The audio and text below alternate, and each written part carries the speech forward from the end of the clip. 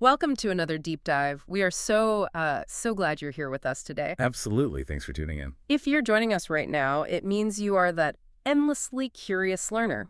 You're the kind of person who wants to get completely caught up on the bleeding edge of an industry, but, you just want the pure signal. You don't want the noise. Right, because there is a lot of noise out there right now. Exactly. And today, that signal is coming from a massive, highly anticipated report that just dropped in February 2026. The State of European Mobility Startups 2026 edition. That's the one. It is a powerhouse collaboration published by dealroom.co, Via ID, and EIT, Urban Mobility.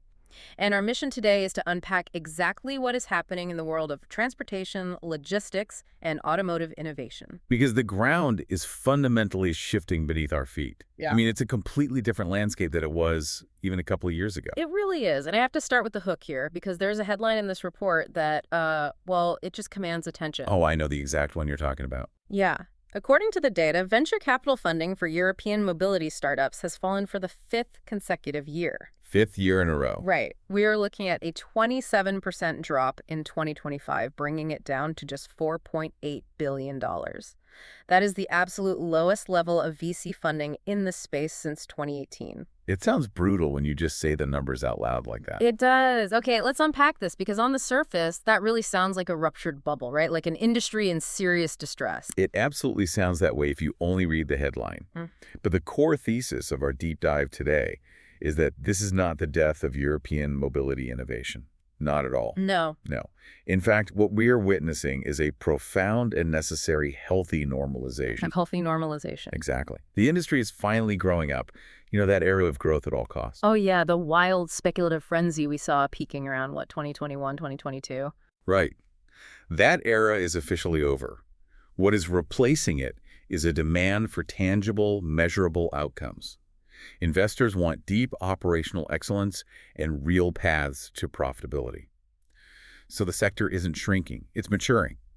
Okay, I hear healthy normalization, but let me play devil's advocate for a second here. Go for it. When you really dig into the numbers, the early stage deals, so we're talking pre-seed and seed rounds, those dropped by 18%. True. And the late stage mega rounds, those massive checks over $100 million, those literally halved. It did. So if we are seeing an 18% drop at the very earliest stages, aren't we just starving the pipeline? I mean, where are tomorrow's Series B companies going to come from if we aren't funding the founders today? It feels like we might be celebrating a maturation that is actually just a contraction. It's a totally fair concern. It really is. Yeah. But you have to look at the quality of the pipeline rather than just the raw volume. Okay, what do you mean by that? Well, we no longer have venture capitalists funding 10 identical ride-hailing or scooter startups just to see which one survives a brutal price war. Right, throwing spaghetti at the wall. Exactly. The capital is far more targeted now. And the data actually proves that the ecosystem is functioning exactly as a mature market should. Tucked inside this report is a really striking success story, and it's the breakout stage. The Series B and Series C rounds? Yes. Funding for that specific stage actually grew by 13%, reaching $2.5 billion in 2025. Wow. That is the stage where a startup has real revenue, they have a proven product, and they just need capital to scale their operations. That is a substantial pivot. So the money is clearly flowing toward proven business models rather than just, speculative ideas. If we connect this to the bigger picture, that growth in the breakout stage is the ultimate proof of a maturing ecosystem. But to truly understand why the venture capital drop isn't a crisis, we have to look beyond VC entirely. The alternative financing. Right. The report clearly shows that if you include alternative financing, meaning private equity, debt financing, and project finance, total funding for European mobility was actually $10.1 billion in 2025. That completely changes the narrative. It does. So that $4.8 billion venture capital number is really just one piece of a much larger pie. A much more mature pie. And it makes sense. I mean, venture capital is inherently designed to fund high-risk, unproven tech, but banks, private equity firms, debt providers, they do not lend money to science experiments. Definitely not. The fact that the mobility sector is now securing over $10 billion when you include those traditional, highly risk-averse financing instruments, that proves these technologies have been de-risked. Precisely. They are real businesses with predictable cash flows. You don't use venture capital to build out a nationwide grid of heavy-duty charging stations. Right, you use project finance for that. Exactly. And speaking of real businesses, the corporate dynamic has fundamentally changed. The data shows that corporate investors were involved in more than half of all mobility funding rounds in 2025. I found that statistic fascinating when I was reading through. Over half. Over half, and that is double their share from back in 2020. So we are talking about legacy automakers, logistics giants, traditional transit operators. They clearly don't want to just sit on the sidelines and watch startups disrupt their market share anymore. No, they're actively buying into the ecosystem. Yeah. They are partnering with founders and integrating this new tech directly into their legacy operations. Which shifts the entire narrative from startups versus incumbents to startups scaling alongside incumbents. It's a symbiotic relationship now, and these European mobility startups are surviving the gauntlet at an impressive rate. The report notes they boast a 60% better conversion rate from seed to Series C than the average European startup across all other sectors. 60% better. Yeah, it is a highly resilient cohort. The ecosystem has already produced 82 companies that have either crossed $100 million in revenue or achieved a billion-dollar valuation. So, directly to you listening, the next time you walk down your street, notice how the mobility landscape has changed. If you have been anticipating another wave of venture-subsidized consumer hardware like those early days of micromobility, you're too late. The adults are firmly in the room now. The focus is entirely on deep operational excellence, unit economics, and profitability. Couldn't have said it better. But that actually leads us into a critical shift in the report, because where this mature capital is flowing has completely changed. We are seeing a distinct migration away from pure electrification, things like materials and battery technologies, and a heavy pivot toward artificial intelligence and defense-related dual-use applications. And this is a vital pivot. When we talk about dual-use applications, we're talking about technology developed for commercial mobility that has immediate defense or military value. Like autonomous drone navigation, secure supply chain logistics, advanced sensor arrays. Exactly. The geopolitical climate has made these technologies incredibly valuable. But the AI component is where the data gets incredibly nuanced. Clement Guillemot from Via ID and Mir Dardashti from Maniv point out a fundamental tracking issue. The horizontal problem? Right. Yeah. AI and robotics are horizontal technologies. Meaning they don't just sit vertically inside one specific industry. Exactly. So if you build a revolutionary AI algorithm for predicting supply chain bottlenecks, sure, you might sell that software to an automaker, but you can also sell it to a grocery chain, a pharmaceutical distributor, a defense contractor. Right, it applies everywhere. And because these innovations apply across the board, they often get categorized in venture capital databases simply as enterprise software, or AI. Instead of mobility. Yes. Therefore, the rapid acceleration of AI, specifically within the mobility sector, is vastly underrepresented in that $4.8 billion VC figure we talked about earlier. Here's where it gets really interesting, because Mir Dardashti points out something that completely flips how we think about the automotive industry itself. He argues that automakers aren't just making cars anymore. They really aren't. Functionally, modern mobility touches almost every core motion of the physical economy. Making, moving, powering, computing. Automakers today are essentially operating as energy companies, advanced manufacturing hubs, and sprawling logistics networks. And to manage all of that, they are heavily reliant on immense computing power. It's a total identity shift. Automakers are going through the exact same realization that Amazon went through years ago. When Amazon realized it wasn't just a bookstore, but a logistics and cloud computing empire. Spot on. And Dardashti makes another incredibly sharp observation here regarding this AI shift. He specifically points to the influx of Chinese autonomous robotaxis that are preparing to enter the European market. Right. These aren't just physical vehicles. They are rolling, data-gathering AI platforms testing the regulatory waters in Europe. The boundaries of what constitutes mobility have entirely blurred. Which explains why the funding has shifted so aggressively. The data shows that a staggering 74% of mobility venture capital funding is now B2B oriented. 74%. Innovation is largely no longer consumer-facing. It is entirely focused on back-end efficiency, cybersecurity for connected fleets, and complex supplier verification. We are also seeing digital and asset-light businesses stabilizing at 50% of all mobility VC funding. And that asset-light stabilization is being bolstered by substantial mega rounds. Those checks over $100 million we mentioned earlier, they're going to companies like Aro Travel, Spot a Wheel, and Nave. Oh, those are perfect examples of the maturation we are talking about. They really are. Take Spot a Wheel, for instance. They aren't trying to manufacture a new vehicle. They've built a sophisticated digital platform that uses predictive algorithms to optimize the sourcing and pricing of the used car market. So they are optimizing assets that already exist. Exactly. And Nave provides white-label technology that allows traditional automotive players to instantly deploy short-term rental and mobility-as-a-service offerings. They provide the software layer, not the heavy metal. Right. They do the software, the legacy companies provide the metal. This is why this deep dive matters so much to your day-to-day life. When you wonder what the next mobility revolution looks like, it is not going to be a radically redesigned vehicle parked in your driveway. No, it's not. The revolution is going to be completely invisible to you.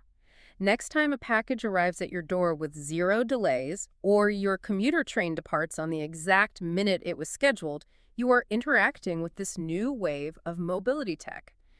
It is an invisible AI software layer predicting when a heavy trucking route is going to fail before it happens, or a cybersecurity protocol keeping a commercial fleet secure.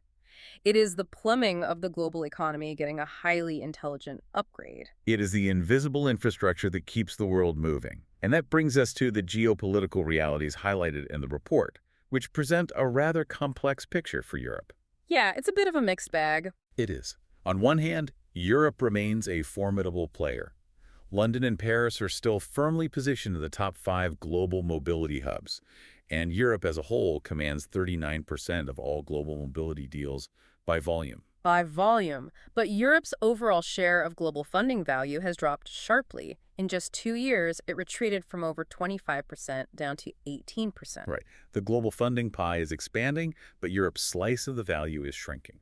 However, the report makes it clear that Europe is playing a very specific strategic long game here.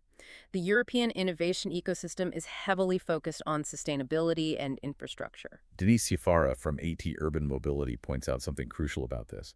Concepts like battery recycling, repair, and second life management, they are no longer just niche environmental passion projects. No, they are critical infrastructure plays. They are a strategic imperative for the continent. In a world where raw battery materials are geopolitically sensitive, extending battery life and recovering those materials is quite literally a play for European supply chain independence. We're seeing companies like R3 Robotics raising over 20 million euros to scale automated battery disassembly. Right, they're using robotics to safely dismantle volatile lithium-ion packs. They extract valuable metals to feed directly back into the European supply chain. And startups like Enodrons are actively building out the logistics for this circular economy. It is really fascinating to see hardware innovation applied to sustainability rather than just building faster cars. It's totally shifted. And we see this exact same focus on data-driven infrastructure playing out in public transit. Public transport is regaining priority due to strict decarbonization mandates and rising operational costs. But the startups stepping in aren't trying to replace the trains. No, they are making the existing networks infinitely smarter. The report highlights companies like Zabus, OTVE, and Panto Health. Panto Health is a brilliant example of this invisible revolution. They use advanced sensors and AI deployed on the train's pantograph. The apparatus that connects the train to the overhead power lines. Exactly. They continuously monitor and predict wear and tear on the infrastructure in real time. So instead of waiting for a catastrophic failure that shuts down an entire rail network for days, transit operators can perform hyper-targeted predictive maintenance. It fundamentally changes the economics of running a railway. And we are seeing this exact same excess of service model transforming the heavy trucking industry too. Startups like Might and Optiol are ingesting vast amounts of data to optimize heavy freight routes. They analyze driving behavior, topography, traffic patterns, all to drastically reduce fuel consumption. Right. They are allowing traditional fleet operators to increase their efficiency and lower emissions without having to buy entirely new electric fleets. Which is huge for the bottom line. You even have a company called FutureRail closing a 7.5 million euro seed round specifically to advance autonomous train technology. They are making the heavy, expensive assets we already have work flawlessly through data. This raises an important question. As we talk about how mature, infrastructure-focused, and sophisticated this sector has become, we must address a glaring structural issue that the report brings to light. The diversity gap. Yes. Despite all this operational maturation, the diversity gap remains profound.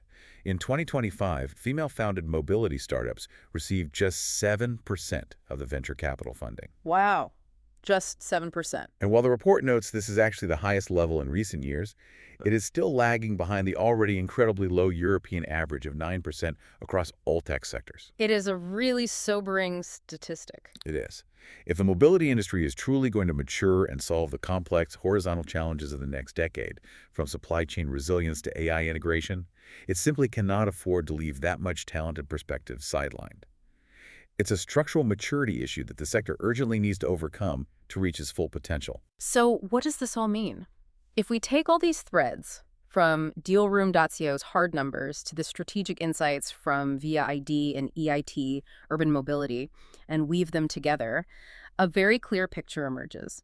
The European mobility startup scene is absolutely not shrinking. Not at all. It is evolving. It has moved entirely away from the capital-incinerating consumer hardware of the last decade.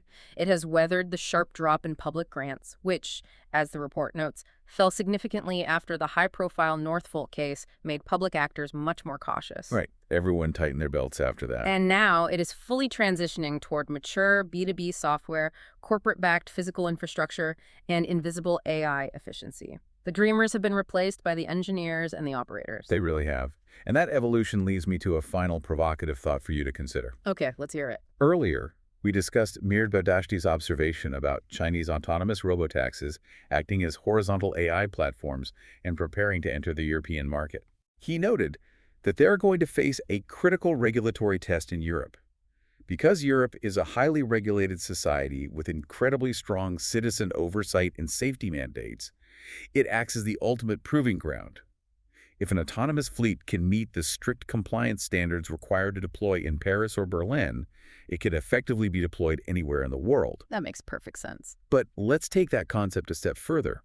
If Europe's mobility future is shifting so heavily away from manufacturing the consumer vehicles themselves and shifting toward B2B software, invisible AI infrastructure, and strict regulatory oversight, could Europe become the ultimate global referee for transportation tech? The global referee. Exactly. Fast forward a decade. We might not be driving consumer vehicles physically manufactured in Europe, but it is entirely possible that every vehicle on Earth, no matter where it is built, might be forced to run on European safety protocols, European sustainability frameworks, and European AI software standards in order to access global markets. Wow. What does it mean for a continent to shift its primary export from physical vehicles to the very rules, algorithms, and efficiencies that govern how the world moves? It is a total paradigm shift, and it fundamentally changes how we measure the true power and influence of an innovation ecosystem. That is a fascinating concept to wrestle with. Exporting the rules of the road rather than the cars driving on it. And it perfectly captures just how deep and complex this industry has become behind the scenes. We have given you a lot to mull over today, from the hidden billions in project finance to the invisible AI layers quietly running our supply chains. It's a whole new world out there. It really is. Thank you for joining us on this journey to stay perfectly informed without the overload. Keep questioning how the world moves around you, and we will see you next time. Spirituals